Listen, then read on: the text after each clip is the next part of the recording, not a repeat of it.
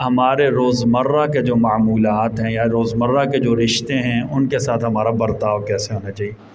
سب سے پہلے ہمارے پاس موضوع ہے والدین کے حقوق اور آداب، ٹھیک ہے نا، جو رشتوں کے لحاظ سے ہیں یا جو روزمرہ میں ہماری ضروریات ہیں رشتوں تقاضوں کے لحاظ سے، ان میں سر فہرست ہیں والدین۔ پہلے جو حقوق ہیں والدین کے، ان کی زندگی کے حقوق، والدین کی زندگی کے متعلق حقوق کیا ہیں۔ والدین کی ہر کام میں اطاعت کرنا سوائے ان کاموں میں جن میں شریعت کے اختلاف کا خطرہ ہے۔ قرآن کریم میں اللہ نے کہا وَإِن جَاهَدَاكَ عَلَىٰ أَن تُشْرِكَ بِي مَا لَيْسَ لَكَ بِهِ عِلْمٌ فَلَا تُطِعْهُمَا۔ اللہ نے کہا اگر ماں باپ تمہارے اوپر زور ڈالیں، تمہیں مجبور کریں کہ تم میرے ساتھ کسی کو میری خدائی میں شریک کرو، تو ان کی بات نہیں ماننی۔ ماں باپ شرکا کہیں وہ نہیں ماننا، ماں باپ کہیں نماز نہیں پڑھنی، یہ نہیں ماننا، ٹھیک ہے۔ باقی ہر جو جائز بات ہے ان کی ماننی ہے، ان کے ساتھ بھلائی کرنا اور خدمت کے لیے ہم وقت تیار کرنا، جو چیز وہ مانگے انہیں دینا بشرطے کہ دینے کی استطاعت ہو۔ شریعت نے ہمیں فضول تکلفات سے منع کیا ہے، ٹھیک ہے نا۔ ہماری اکثر زندگی خراب ہوتی ہے تکلفات میں پڑنے کی وجہ سے، شادی کے موقع پر تکلفات، حتیٰ کہ موت کے موقع پر بھی تکلفات میں ہم کا شکار ہو گئے ہم۔ پہلے صرف شادی مہنگی پڑتی تھی، ابھی تو مرنا بھی مہنگا پڑنا شروع ہو گیا ہے ہمارے جو ویسے فضول کے تکلفات ہیں ان کی وجہ سے، ٹھیک ہے۔ ان کے لیے ان الفاظ میں دعا مانگنا، رب ارحمہما کما ربیانی صغیرا، یہ سورہ بنی اسرائیل آیت نمبر 24 ہے۔ اللہ جس طرح انہوں نے بچپن میں مجھے پالا ہے، آپ بھی ان کے ساتھ رحمت کا معاملہ کر لیجئے گا، ٹھیک ہے۔ جہاد، تبلیغی اور علمی سفر میں جانے سے پہلے ان کی اجازت مانگنا۔ اچھا، یہاں سے جہاد کے بارے میں اگر نفیر عام ہو، جہاد لازم اور فرض ہو جائے، اس وقت بعض علماء نے لکھا ان کی اجازت لینی ضروری نہیں ہے، لیکن نفلی جہاد کے لیے ان کی اجازت لینا لازمی ہے، ٹھیک ہے۔ ان کے ساتھ عاجزی اور نرمی سے پیش آنا، ماں کے حسن سلوک کو باپ کے حسن سلوک پر مقدم کرنا، ماں کے حسن سلوک کو باپ کے حسن سلوک پر مقدم کرنا۔ ہمارے بعض علماء نے اس میں جو ہے نا کیا کہتے ہیں، 2 چیزیں لکھی ہیں کہ باپ کی بات ماننا اور ماں کی خدمت کرنا، یہ آسان، دونوں میں تطبیق کیا ہے۔ باپ کی بات ماننا، کیونکہ باپ اکثر سخت ہوتا ہے، یا باپ کے اندر کیا کہتے ہیں مجاز اتھارٹی ہوتا ہے، ٹھیک ہے۔ جو اتھارٹیز ہوتی ہیں نا وہ اپنی بات بزور بازو منوانے کی کوشش کرتی ہیں، تو ہاں کبھی کبھی بحیثیت انسان جب قوت اور طاقت ہوتی ہے تو ان کی بغاوت کا دل کرتا ہے۔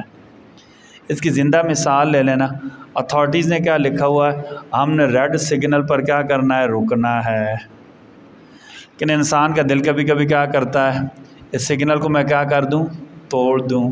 اکثر ہم کرتے ہی ایسے ہیں۔ اتھارٹیز کہتی ہیں کہ آپ نے جب بھی گاڑی ڈرائیو کرنی ہے، آپ نے روڈ سینس کے ساتھ گاڑی ڈرائیو کرنی ہے، بیچ میں جو لائننگ ہوتی ہے آپ نے ان کی پابندی کرنی ہے۔ میں آپ کو اس کی مثال دے دوں، اوورٹیک اس جگہ کرنا ہے جہاں بیچ میں لائنوں میں کٹ لگا ہو، جہاں لائن پوری ہو وہاں آپ نے اوورٹیک نہیں کرنا۔ جس میں پہلی بات ہمیں عمومی طور پر پتہ ہی نہیں ہوتا اس لائن کا مطلب کیا ہے، ٹھیک ہے جی۔ اچھا، پھر پتہ بھی ہو تو ہم کیا کرتے ہیں، آدھی گاڑی ایک لائن میں ہوتی ہے، آدھی گاڑی دوسری لائن میں ہوتی ہے، ہم سب کو تنگ کر کے گزرتے ہیں۔ اتھارٹیز پابندی کرواتی ہیں، لیکن انسان کی طبیعت بغاوت پر آمادہ ہوتی ہے۔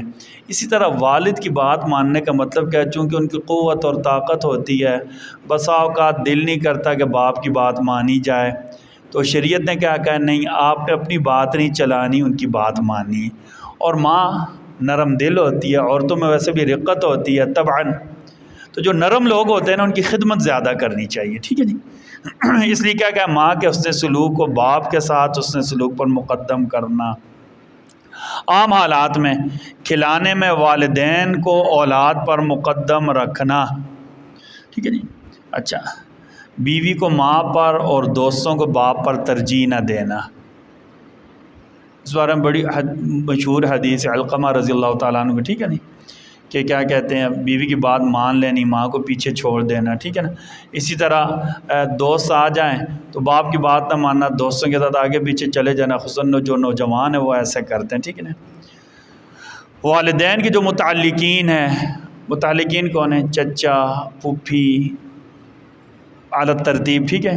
اسی طرح اگر چچا پھوپھی نہیں ہے تو والدین کے جو دوست ہیں ان کے ساتھ بھی اچھا سلوک کرنا اور مناسب طریقے سے ان کو راضی رکھنا۔ زندگی رہی تو باقی ہم نے پرسوں بیان کرنے، ٹھیک ہے جی۔ کل جمعہ ہے، جمعہ کا اہتمام کرنا یہ لازم ہے۔ جمعہ رحمت کا دن ہوتا ہے، ہم جمعہ کے جب کا اہتمام ہم نے چھوڑ دیا ہے، ہمارے اوپر مشکلات آ گئی ہیں۔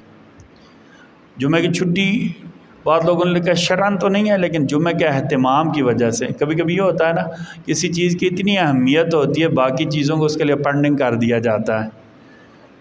جمعہ کا اہتمام یہ لازم ہے کم از کم، اور کچھ نہیں ہے تو جو لوگ ڈیوٹیز والے ہیں وہ اپنی ترتیب دیکھ لیں، اپنے آفس کی ترتیب دیکھ لیں، جو آپ کے اوپر آفیسرز ہیں ان کے ساتھ بیٹھ کر جو ہے نا اس کو پری پلان کر لیں، ٹھیک ہے جی، کہ ہم نے جمعہ والے دن کیسے کام کرنا ہے۔ لیکن جو لوگوں کا اپنا کاروبار ہے یا جو لوگ ریٹائر ہیں یا آزاد ہیں، ان سے گزارش ہے وہ کم از کم اتنا اہتمام تو کر لیں، پہلی اذان کے ساتھ مسجد آ جائیں۔ جمعہ کے جو خصوصی اعمال ہے، سورہ کہف پڑھنا، درود شریف کی کثرت کرنا، اور جمعہ میں وہ ساعت تلاش کرنا جس میں اللہ تعالیٰ دعائیں قبول کرتے ہیں، ان کا اہتمام کریں۔ ویسے جمعہ کے دن ہمارا اس دفعہ ارادہ تھا کہ ہم نے 2 چیزیں بیان کرنی ہیں، ایک تو شجرکاری کی اہمیت، دوسرا آپس میں رشتہ داری میں برتاؤ کیسے کرنا چاہیے، یہ ہمارا موضوع تھا، لیکن ہم نے اس کو چھوڑ دینا ہے حالات کے پیش نظر۔ ہم نے کل بیان کرنا ہے ختم نبوت، جو عقیدہ ختم نبوت اس کی اہمیت عمومی طور پر سب کو پتہ ہوتی ہے، ٹھیک ہے جی۔ ہمارے ذمہ داریاں کیا ہیں، ہم نے موجودہ دور جو موجودہ دور چل رہا ہے اس کے تقاضوں کے مطابق اپنی ذمہ داری کیسے نبھانی ہے، اپنی نئی نسل کو اس سے کیسے آگاہی دینی ہے۔ اس میں ہم نے کوشش یہ کرنی ہے کہ پاکستان میں جو ختم نبوت کے لیے جدوجہد کی گئی ہے اس کی تاریخ ہم مختصراً بیان کر لیں۔ آپ سے گزارش ہے آپ جمعہ کے دن جلدی مسجد آئیں، ہر لحاظ سے آپ کے لیے فائدہ مند اور نفع کا باعث ہوگا، ٹھیک ہے۔ ربنا تقبل منا انک انت السمیع العلیم وتب علینا انک انت التواب الرحیم، اللہم ارزقنا شفاعت سید المرسلین واسقنا من یدہ الشریفۃ شربۃ ہنیئا مریئا لا نظمأ بعدها ابدا، اللہم اجمعنا معه علی اعلی مقام وارزقنا یا ربنا فی جوارہ حسن الختام، اللہم ارزقنا حبک وحب نبیک محمد صلی اللہ علیہ وسلم واتباع سنتی وتوفنا علی ملتی واحشرنا فی زمرتہ تحت لوائہ یوم القیامۃ یا ارحم الراحمین، رضینا باللہ ربا بالاسلام دینا وبمحمد صلی اللہ علیہ وسلم رسولا و نبیا، آمین۔